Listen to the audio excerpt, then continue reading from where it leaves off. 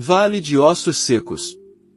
Um dos textos mais apregoados no livro do profeta Ezequiel é a passagem bíblica constante no capítulo 37, em cujos versos está descrita uma das mais emblemáticas experiências vividas pelo profeta, ao ser levado em espírito a um vale desértico e árido, no qual havia um numeroso exército de ossos secos.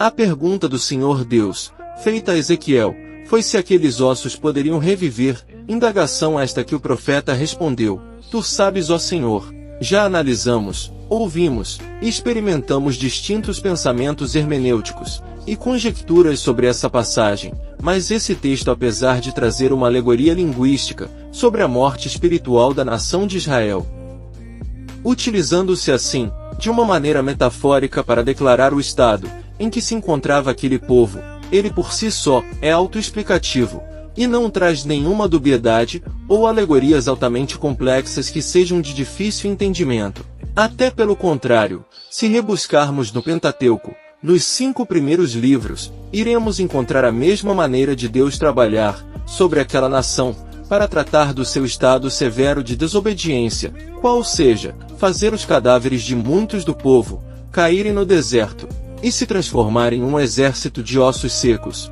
mais especificamente, conforme o texto do livro de Números, capítulo 14, dos versos 29 ao 31. E da mesma maneira que o Senhor agiu no deserto, fazendo levantar um outro exército, daqueles mesmos ossos secos, os filhos dos rebeldes que prevaricaram, assim Deus faria novamente, pois no deserto, somente os filhos daquela geração foram avivados pelo Senhor, para conquistarem a terra de Canaã. E então, a partir dessa observação, busquemos entender as sucessões de eventos da visão de Ezequiel, quais sejam as ordens de Deus para o profeta, e as suas ações em relação ao exército no vale. A primeira ordem de Deus foi: profetize assim, ossos secos, ouvi a palavra do Senhor, ou seja, uma simples resposta de Deus para aquele momento.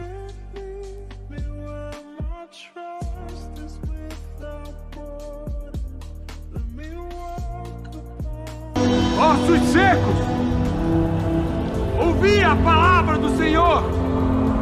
Eis que farei entrar o Espírito em vós, e vivereis.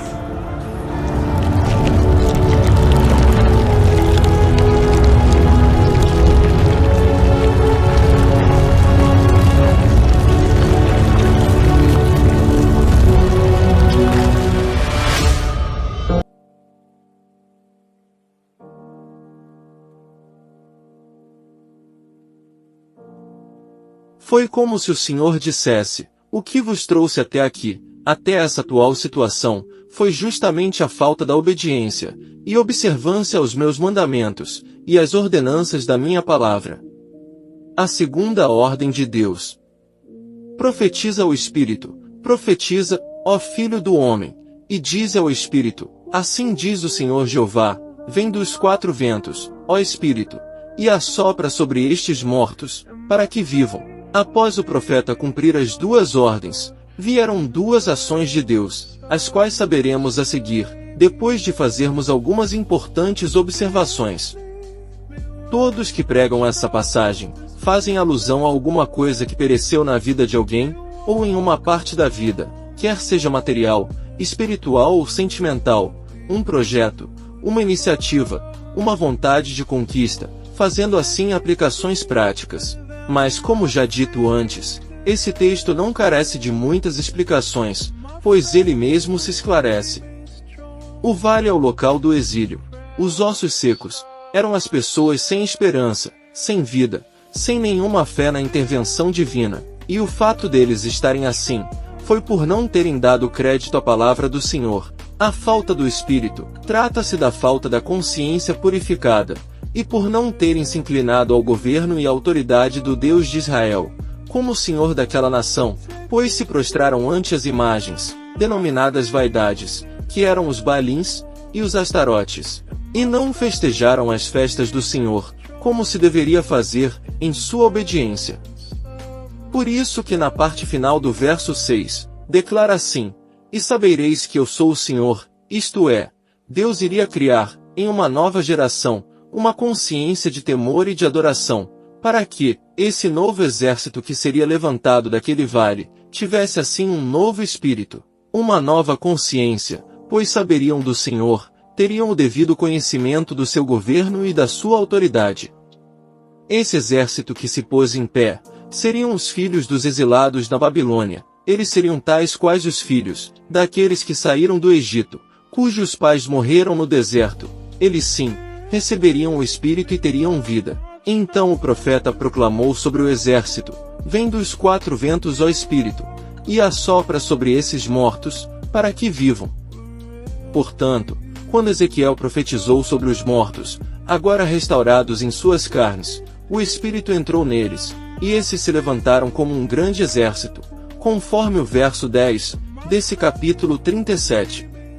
Espírito, profetiza, ó Filho do Homem, e dize-lhe: Assim diz o Senhor Deus: